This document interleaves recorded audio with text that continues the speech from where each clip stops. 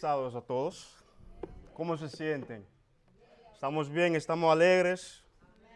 No, ese amén sonó muy bajito. Feliz sábado. ¿Cómo se sienten a todos aquí? ¿Se siente bien? Muy ahí estamos. Este sermón no es solamente un sermón, pero una serie. Yo dije, bueno, si voy a predicar, déjame preparar algo, como yo digo como joven, bacano. Yo también quiero preguntarle a ustedes, mi mamá me enseñó, cuando yo tengo una casa ajena, si me siento en un lugar y quiero algo, tengo que pedir permiso. No sé si ustedes tienen el mismo enseñanza, hay que pedir permiso, pero yo sé que yo estoy en mi casa, pero también le quiero pedir a ustedes el permiso de hablar claro en este día. Porque el mensaje de hoy se trata de familia.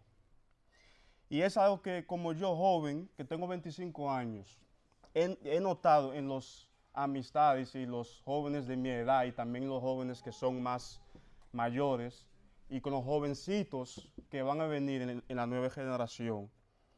La familia es algo delicado, algo que se está atacando y algo muy grave está pasando, pero Dios, nuestro Salvador, tiene un plan. Entonces, amada iglesia, hoy comenzamos a caminar una serie. Caminar es una serie sobre algo que toca a cada uno de nosotros, ya sea que estamos casados, solteros, seamos padres o hijos, o si anhelemos una familia de alguna forma. Cuando miramos el mundo hoy, una cosa es muy clara, la familia está bajo presión. El matrimonio es cuestionado. El compromiso se retrasa o se evita. Los roles están confundidos, los hogares se están rompiendo y muchos se preguntan, ¿todavía importa la familia? ¿Por qué debería casarme? Pero antes de preguntar qué salió mal, debemos hacer una pregunta mucho más importante, que es, ¿de dónde proviene la familia en primer lugar? Porque si la familia fue inventada por la cultura, entonces la cultura puede redefinirla. Si la familia fue creada por la sociedad, entonces la sociedad puede remodelarla. Pero si la familia fue diseñada por Dios, entonces solo Dios tiene la autoridad para definirla. Así que, mientras avancemos en el mensaje de hoy, te invito a mantener una sola pregunta en tu corazón y en tu mente. Si Dios diseñó la familia, ¿confiaré en su diseño? Vamos a orar. Santísimo Padre que estás en los cielos, estamos aquí para recibir tu mensaje de hoy. Úsame, Señor, como joven, como hombre, como esposo, como hijo, como padre, como colega, como líder y como un estudiante que sigue estudiando y aprendiendo de sus lecciones. En este momento invitamos a tu Espíritu Santo que hable sobre de mí, que no soy yo con las palabras, pero es usted que nos está hablando hoy. Guíanos, Señor, y que podamos con este mensaje llegar por lo menos mínimo a una persona hoy. En el nombre de Jesús. Amén. Regresamos en el tiempo, no a la tradición, no a la cultura, sino al principio. En Génesis 1, ¿qué hemos leído? La creación. Y hay un distinto muy importante. Vemos a Dios creando todo por medio de su palabra. La luz, el cielo, la tierra y los animales. Y luego, en el punto culminante de la creación, Dios hace algo único, algo que para muchos es impensable. Si leemos otra vez Génesis 1, capítulo 1, versículo 26, leemos ahí en cita. Entonces dijo Dios, hagamos al hombre a nuestra imagen, conforme a nuestra semejanza. Yo paro ahí porque el versículo es más largo de ahí. Entonces dijo Dios, hagamos. La humanidad es creada a imagen de Dios, varón y hembra, haciendo algo, reflejándolo juntos. Luego en Génesis 2, más tarde lo vamos a leer, Dios desacelera la historia, hace un acercamiento, no a las estrellas, ni a los océanos, no, sino a la relación. Dios forma a Adán y luego Dios hace una declaración impactante. Si leemos Génesis 2, versículo 18, dijo Dios, y dijo Jehová Dios, no es bueno que el hombre esté solo. Le haré ayuda idónea para él. Esta es, no sé si lo notaron, ¿qué leímos en el primer capítulo de Génesis 1? La creación. ¿Y cómo él llamó todo de ahí? Entonces en Génesis 2 él entró y dijo ¿qué? Cuando creó a Adán. Entonces hay una conexión. Esta es la primera vez en la Biblia, que Dios dice que algo no es bueno. Y no estamos refiriendo que es pecado o rebelión o desobediencia, es algo diferente. Él está diciendo que la soledad no es bueno. Antes de que el pecado entrara al mundo, antes de que existiera la muerte, antes del dolor o el conflicto, Dios estableció algo y es la familia. El matrimonio y la familia no son una respuesta al pecado. Fueron parte de la creación perfecta de Dios. Observamos cuidadosamente. Adán no pide una esposa. No hay proceso de citas. No hay ceremonia cultural, ni tampoco hay invención humana.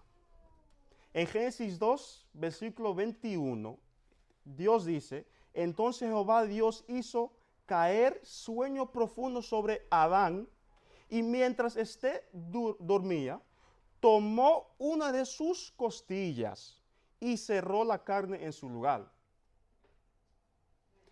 Dios mismo realiza el primer matrimonio con ese versículo. No sé si lo han notado.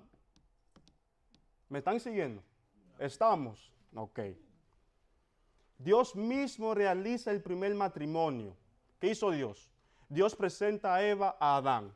Dios los une y después define su relación. Eso significa que el matrimonio no es simplemente un contrato social, como hoy en el tiempo de hoy. No es solo un acuerdo legal, es una institución divina, establecido por Dios mismo. Por eso Jesús, miles de años después, llevó a sus oyentes de vuelta en Génesis. Si leemos Mateo 19, versículo 4 a 6, Jesús nos dice, y me gusta cómo Jesús respondió a los sacerdotes de aquel tiempo. Y dice, Él respondió y les dijo, ¿no habéis leído que Él que los hizo al principio, varón y hembra, lo hizo? Mateo 19, versículo 4 al 6. Y respondió y les dijo, ¿no habéis leído que Él que los hizo al principio, varón y hembra, lo hizo? Y dijo, por esto, el hombre dejará padre y madre y se unirá a su mujer, y los dos serán una sola carne. Así que no son ya más dos, sino una sola carne. Por tanto, aquí que viene lo fuerte, que hoy en día pensamos que nosotros podemos romper. Lo que Dios juntó, no lo separe el hombre. Jesús no redefina el matrimonio, Él lo restauró. Y también afirma que el matrimonio es obra de Dios y no un experimento humano. No sé si ustedes ven las series o las películas que ven que la gente por sentimiento van a Las Vegas y se casan ahí, firmaron en papel y ya son casados. Como experimentando cómo es una boda. No, la boda no es experimento, es algo muy serio. Es la fundación del evangelio. Luego hablo de eso. En Edén vemos claramente el plano de Dios. Un hombre, una mujer, unidos por Dios, viviendo en armonía con Él y reflejando su carácter juntos. No había dominación, temor, competencia, confusión de roles. La familia fue diseñada para ser tres cosas: un lugar de amor, un lugar de confianza y un lugar donde la imagen de Dios se refleja diariamente. El pecado más tarde destornició este diseño, pero no borró la intención de Dios. Esto es crucial, mis hermanos. No debemos definir la familia por lo que vemos después de la caída,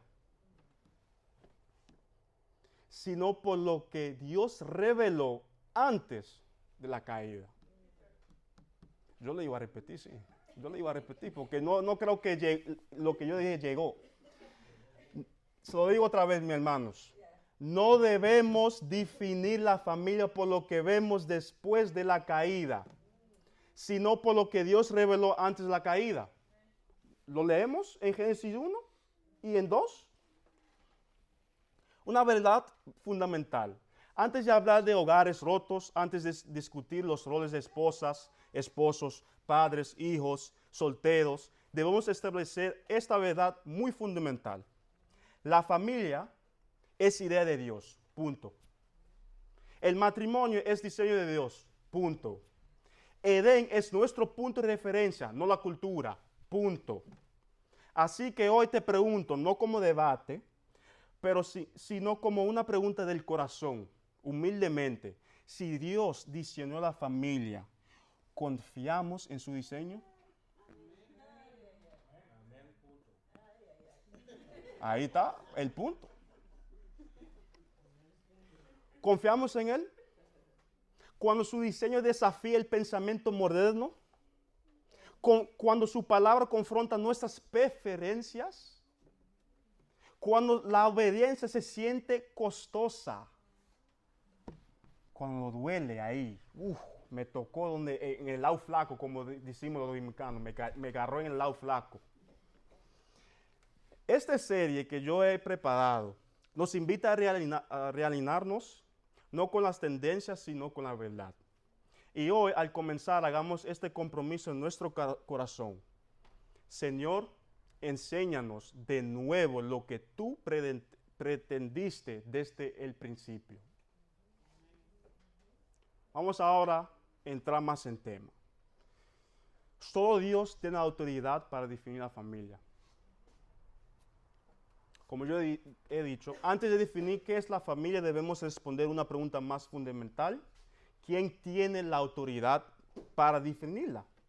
La escritura es clara. Dios definió la familia y por lo tanto solo Dios tiene la autoridad para definir, moldear y gobernarla. Cuando los seres humanos intentan redefinir lo que Dios ya ha estableció, ocurre algo muy peligroso, hermanos. Muy peligroso. No simplemente actualizamos la familia, pero, y es un pero, perdemos nuestra brújula moral. Perdemos nuestra brújula moral, hermanos. Cuando Dios es removido de la ecuación, el yo reemplaza a Cristo. En lugar de preguntar, ¿cómo puedo servir? Nosotros entonces comenzamos a preguntar, ¿qué puedo obtener? Dame. Yo quiero, como los niños cuando están creciendo no saben lo que es compartir. Piensan solamente en yo. Y eso pasa cuando quitamos a Cristo de la familia. El amor sacrificial es reemplazado por la autosatificación. Este cambio produce codicia, envidia y destrucción porque las relaciones se vuelven transaccionales. Ya no es qué puedo hacer por ti, es que tú puedes hacer por mí. Yo no sé si ustedes han notado que hay gente que se casan por beneficio, para sacarse pasaporte o ID o el beneficio que yo me voy a casar y entre 2 o 3 años yo me divorcio porque su casa ya es mía, le quito el dinero que el hombre o la mujer trabajaron toda su vida.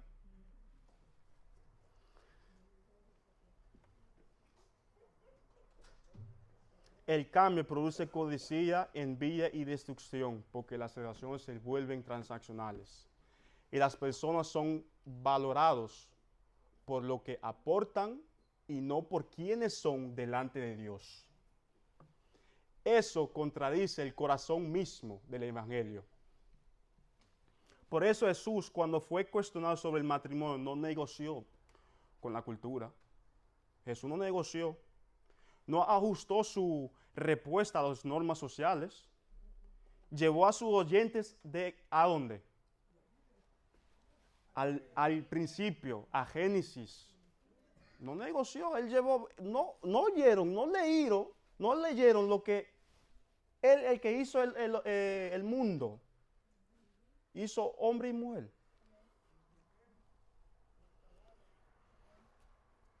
Vamos a ir ahora, alguien aparte de Lady que me quiere leer Génesis 2 completo, porque el contexto es muy importante.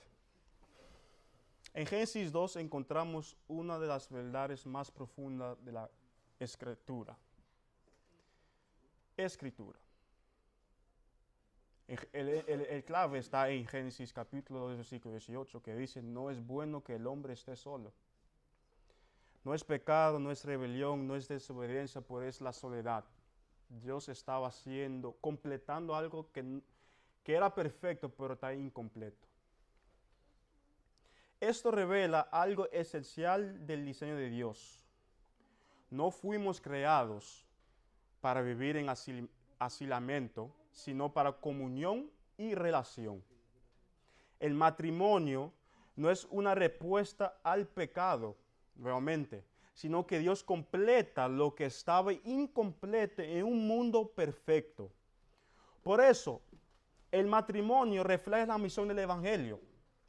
Cristo no nos salva a distancia. Él entra en relación con nosotros. No, mejor dicho, Él dejó el cielo. Después Él entró en relación con nosotros. Se entrega plenamente. ¿Y qué hace? Él restaura lo que el pecado rompió.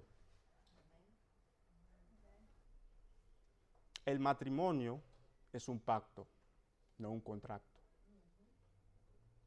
La Biblia presenta el primer matrimonio de una manera que desafía el pensamiento moderno. Dios actúa. Dios hace dormir a Adán, Dios crea a Eva y Dios se la presenta a Adán. El matrimonio no es inventado por el ser humano, sino iniciado por Dios. El matrimonio no es una invención humana, sino que fue iniciado por Dios.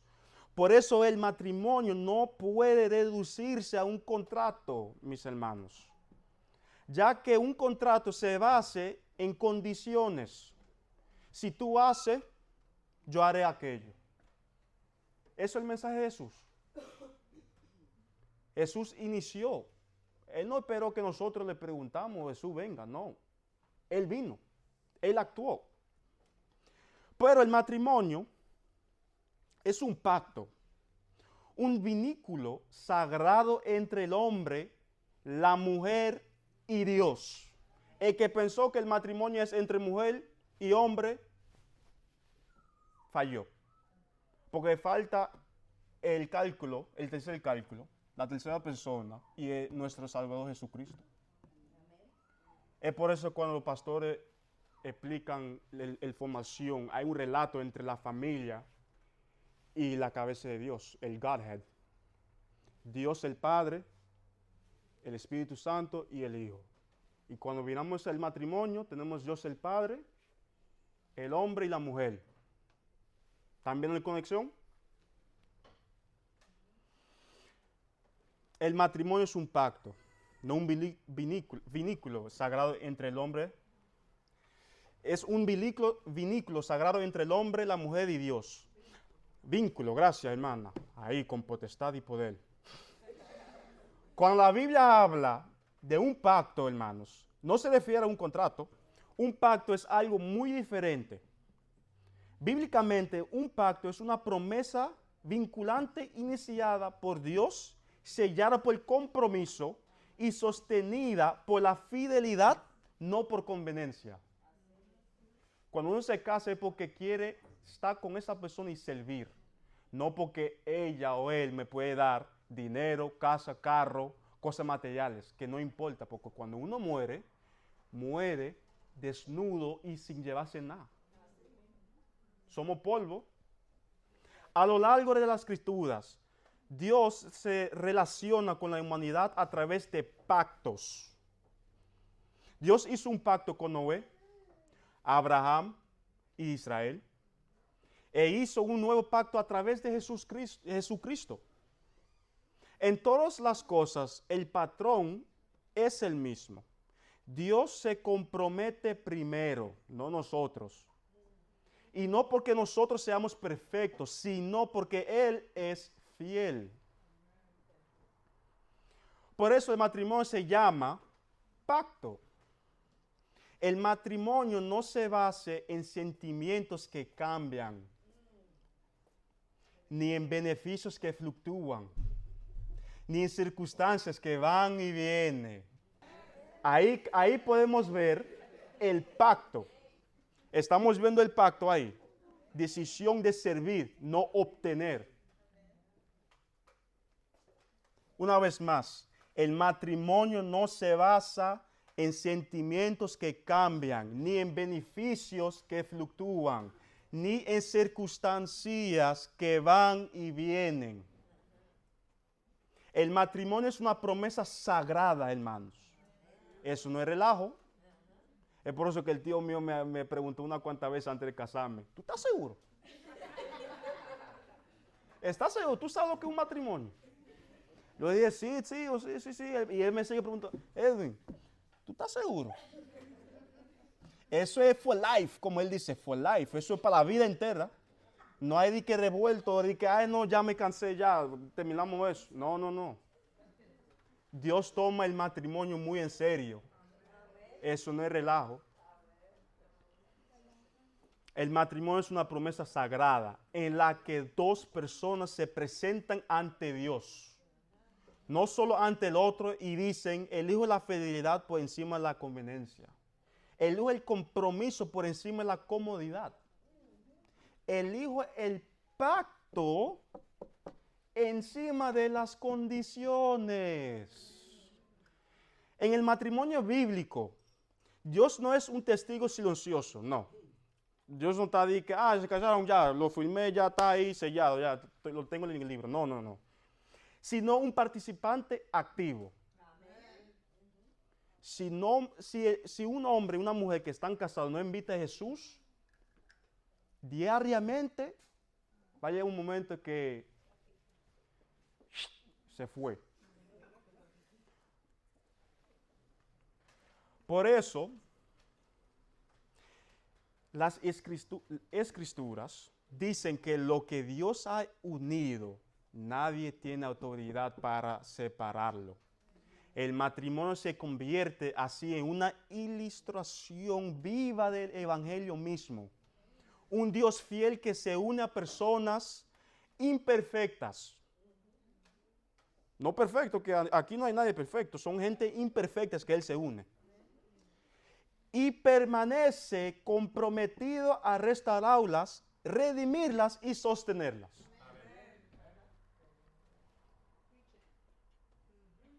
Leemos Malaquías capítulo 2, versículo 14. Que para mí, cuando lo leí la primera vez, me tripió, para decirlo en en español roto. Me confundí un poquito. Malaquías capítulo 2, versículo 14. Cuando dicen, me digan amén. Y la palabra de Dios dice, mas diréis, ¿por qué? Porque Jehová ha atestiguado entre ti y la mujer de tu juventud, contra la cual has sido desleal, siendo ella tu compañera y la mujer de tu... La Biblia te lo está contestando que no es un contrato, es un pacto, significando que Dios está ahí también. Cuando el matrimonio se enseña solo desde la perspectiva de la ruptura, las personas comienzan a ver razones para no casarse, hermanos. No. Cuando alguien está negativo no puede pensar cosas positivas. Es imposible. Pero, aquí viene la buena noticia. Pero cuando el matrimonio se enseña desde la creación, del principio, en Génesis 1, vemos las bendiciones que Dios pretendía. El matrimonio no se convierte en un lugar donde aprendemos, no, el matrimonio se convierte, mejor dicho, en un lugar donde aprendemos paciencia, humildad, longanimidad y fidelidad. No sé si ustedes oyeron unas cuantas veces que el matrimonio es una escuela que nunca se acaba. Sí. Cuando uno se case, usted entra a una escuela que no termina y usted tiene que aprender obligatoriamente porque usted dijo, decisión propia, que yo me voy a casar con esa jefa y esa jefa se va a casar con ese jefe. Es una escuela. Porque lo que usted tiene de tendencia hoy en 10 años ya cambió. Entonces, vamos, por ejemplo, mi esposa hoy dice que sí, mañana es que no. Porque la gente cambia. El matrimonio se convierte en un lugar donde aprendemos, hermanos, paciencia, humildad, longanimidad y fidelidad. Se convierte en una escuela donde se desarrolla el qué. Vamos a ver si saben. ¿Qué se está desarrollando en el matrimonio? Primero la paciencia. Ok. Bueno, la paciencia, sí. ¿Alguien más? Carácter, muy importante. El diálogo. Uh-huh. La tolerancia, muy importante. Hermanos, el matrimonio se convierte en una escuela donde se desarrolla el fruto del Espíritu Santo. Porque el amor verdadero se aprende a través del servicio, no de interés propio. El que pensó que yo tengo amor porque todo el mundo me hace a mí, perdió. No entendió lo que Jesús quería enseñarnos. El diseño original de Dios, igualdad de valor, no competencia. En el Edén no vemos jerarquías, ni rivalidades, ni competiciones, para decirlo mejor. Eva fue creada del costado de Adán, no de su cabeza, ni de sus pies, sino de su, ¿qué? Costilla, costado, sí. Esto nos enseña algo muy importante. Los hombres y las mujeres son iguales en valor, aunque no idénticos en función.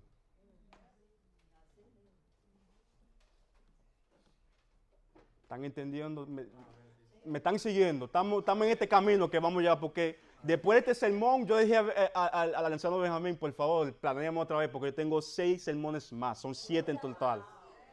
Vamos a entrar en detalle, mis hermanos. Una serie, sí. Repito, los hombres y las mujeres son iguales en valor, aunque no idénticos en función. Eso nos lleva a una pregunta importante que debemos plantearnos con sinceridad, porque es un tópico para muchos es delicado. La pregunta, ¿son iguales los hombres y las mujeres o tienen el mismo valor?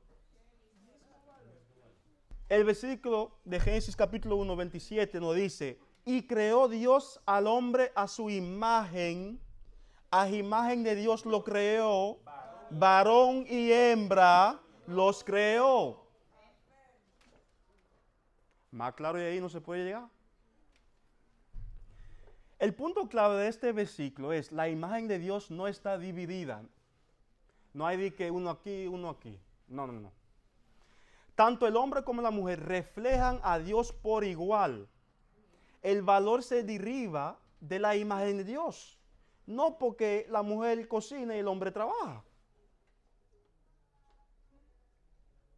¿Me están siguiendo? Ok. Si ambos llevan la imagen de Dios, ambos comparten el mismo valor. Punto. Las escrituras responden claramente, son iguales en valor, dignidad y valor ante Dios. Si leemos Gálatas, capítulo 3, versículo 28, hagan que lo busque. Gálatas 3, 28. Yo tengo aquí, si no me equivoco, más corto, pero vamos a llegar aquí. 28. Gálatas 3, 28. Ahí. Nos dice, ya no hay judío ni griego, no hay esclavo ni libre, no hay varón ni mujer, porque todos vosotros son uno en Cristo, hermanos. ¿Está claro? La Biblia es un libro que habla claro y directo. No hay que pensar dos veces, a veces sí, pero en ciertas cosas como esto, más claro de ahí, no se puede llegar. Entonces, el punto clave de este versículo es que esto no borra las distinciones. Establece la igualdad ante Dios, hermanos. Y la salvación, el valor y las herencias son iguales en Cristo. Seguimos en 1 de Pedro capítulo 3 versículo 7. Es un versículo corto, se lo leo en lo que Yael me lo busca. Nos dice, para que vuestras oraciones no tengan estorbo. 1 de Pedro capítulo 3 versículo 7 nos dice, vosotros, maridos, igualmente vivid con ellas sabiamente, dando honor a la mujer como a vaso más frágil y como a coheredas de la gracia de la vida, para que vuestras oraciones no tengan estorbo. Yo puse nada más, súbeme un poco. Yo nada más puse esto en mi texto, pero si leemos el versículo completo, nos dice algo. El punto clave de este versículo es, el vaso más frágil se refiere a la constitución física, no al valor. El marido y la mujer son cogedores de la gracia. Y no se le da superioridad espiritual al hombre. No porque el hombre es la cabeza de la familia o de la iglesia, significa que el hombre es más que la mujer. Las mujeres traen un valor, mira, si no hay mujer, el hombre van a llorar mucho porque el dolor es fuerte. Entonces, ¿me están siguiendo? ¿Me entienden? Estoy claro. Seguimos entonces en Romanos capítulo 2, versículo 11. Y nos dice, porque no hay acepción de personas para con Dios. Entonces, vemos que la Biblia en muchas diferentes maneras nos dice que delante de Dios no hay distinción. Somos iguales en valor. El punto clave aquí nos dice que Dios no valora más un género que a otro. El vicio, la gracia y el llamado se aplican por igual. La jerarquía, la rivalidad y la dominación aparecen solo después del que el pecado entra en el mundo, hermanos. En Génesis 3 describe las consecuencias del pecado y no los mandatos. Cuando confundimos el diseño original de Dios con las consecuencias del pecado, los matrimonios sufren. Los hogares se convierten en lugares de competencia en lugar de alianza. El interés propio reemplaza al sacrificio propio. Esta confusión conduce a hogares rotos, padres ausentes e hijos que crecen sin comprender lo que realmente es una familia. Pero el diseño original de Dios proporciona seguridad. Donde gobierna el amor, el orgullo no puede sobrevivir. Otra vez más, donde gobierna el amor, el orgullo no puede sobrevivir. Donde Cristo es el centro, el abuso y la dominación no tiene cabida. No hay espacio para lo negativo y el pecado cuando Jesús está ahí. El verdadero problema, hermanos, es confiar en el diseño de Dios. El mayor desafío hoy en día no es comprender el diseño de Dios, sino confiar en Él. Es un desafío personal para mí. Yo tengo muchas cosas que yo a veces, Dios, tú estás ahí. Porque yo no veo la situación cambiando. Ayúdenme, échame una mano. Sí, yo le hablo a Dios como si fuera mi amigo.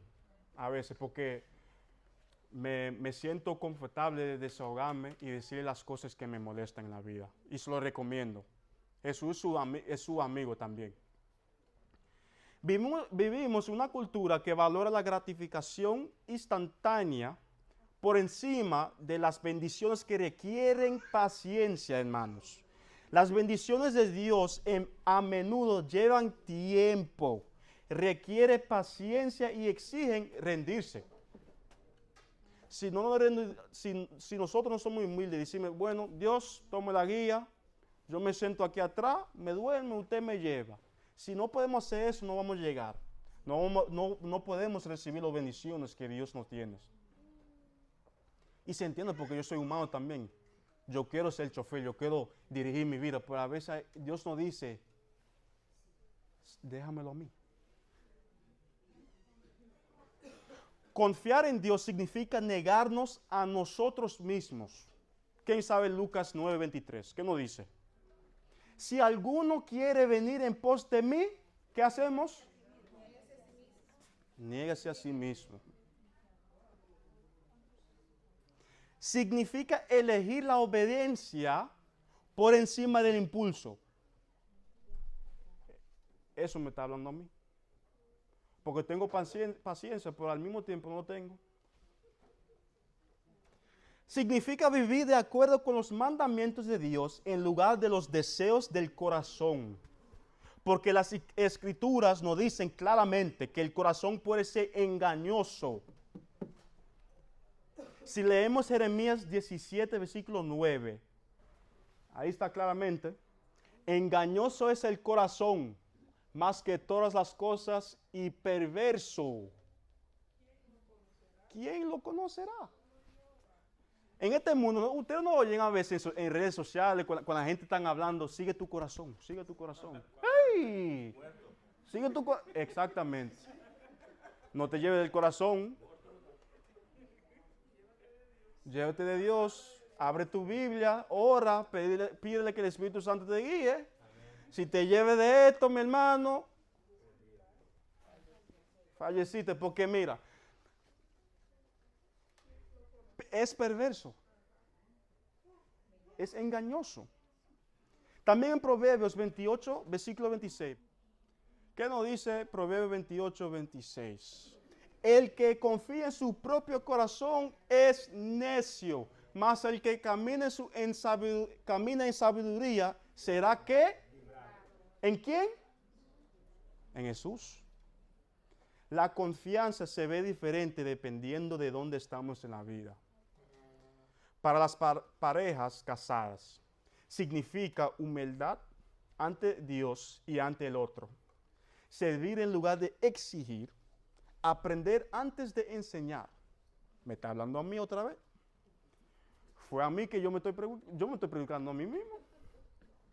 Para los solteros, significa confiar en las instrucciones de Dios y resistirse a los atajos de la sociedad, sabiendo que sus consecuencias son graves. Para los padres, significa buscar diariamente la sabiduría de Dios y representar su carácter en el hogar. Para los hijos, significa crecer siendo testigos de una familia fundada en Cristo. Amén. Aprendiendo cómo es realmente el amor. Cuando las personas se resisten al diseño de Dios, a menudo es por miedo. Miedo a no ser lo suficientemente buenos, miedo a rendirse, miedo a renunciar a los deseos personales. Pero yo, cuando tengo miedo, vamos a leer Salmos 56, versículo 3 al 4. Es un salmo que me tocó porque me da energía, me da confianza, me da poder en confiar en Dios. Salmos 56, versículo 3 al 4. ¿Qué nos dice? En el día que temo, yo en ti, ¿qué? Confío. Bajamos un ching más ahí. En Dios alabaré su palabra. En Dios he confiado, no temeré. ¿Qué puede hacerme el hombre? A mí me gusta ese versículo porque es como, yo podría decir que macho, ¿qué tú me puedes hacer? Con Jesús, como cristianos, como creyentes, como hijos de Dios, tenemos que ser así al mundo. ¿Qué ustedes me pueden hacer?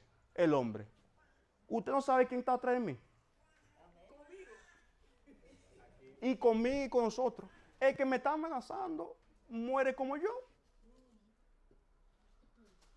Otro versículo, en Salmos 37, versículo 5. Salmo 37, versículo 5. Encomienda a Jehová tu camino, hermanos, y confía en Él, y Él hará.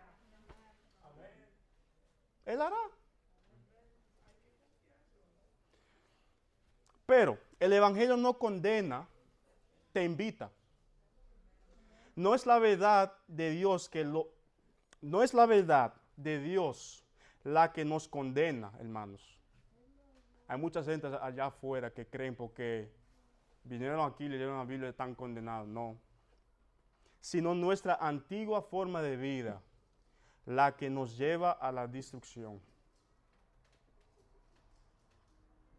Sabiendo todo esto, mis hermanos, la pregunta que nos plantea no es teórica, no es académica y no es meramente histórica. Es profundamente personal. Porque cada uno de nosotros vive dentro de la realidad de la familia. Y ya sea tal y como la experimentamos ahora. Tal y como la recordamos y tal como la anhelamos. Y es por eso que la pregunta sigue ante nosotros hoy. Si Dios diseñó la vida, la familia, ¿confiaremos en su diseño? Confiaremos en Él incluso cuando su diseño desafía nuestro pensamiento, incluso cuando su palabra se enfrente a nuestras preferencias, incluso cuando la obediencia nos resulte costosa. Pero déjame decir esto claramente, iglesia. Otra vez, si Dios diseñó la familia, hermanos, entonces también sabe cómo se rompió. Y si sabe cómo se rompió, entonces también sabe cómo se puede restaurar. El único enemigo es Dios, el que tiene la autoridad, no nosotros. Hoy hemos visto la familia tal y como Dios lo concibió en la creación, en armonía, antes de que el pecado entrara en el mundo. Pero la Biblia es sincera, mis hermanos. El pecado entró en el hogar y cuando el pecado entró en el hogar, todo cambió. Ahí es donde nos dirigimos a continuación. En nuestro próximo mensaje vamos a analizar con honestidad y desde una perspectiva bíblica lo que sucedió cuando el pecado entró en la familia, como la caída distorsionó el amor, los roles y las relaciones, y por qué tanto dolor sigue resonando hoy en día en los hogares. Pero no vamos a estudiar la caída para perder la esperanza, mis hermanos, no. Lo vamos a estudiar para comprender nuestra necesidad de la gracia de Jesucristo. Así que les invito a volver, no con juicio ni con miedo, sino con el corazón abierto. Porque el mismo Dios que diseñó la familia es el mismo Dios que desea redimirla. Y hasta entonces mantengamos presente esta pregunta, mis hermanos. Si Dios diseñó la familia, ¿confiaremos en su diseño? ¿Confiaremos en Él?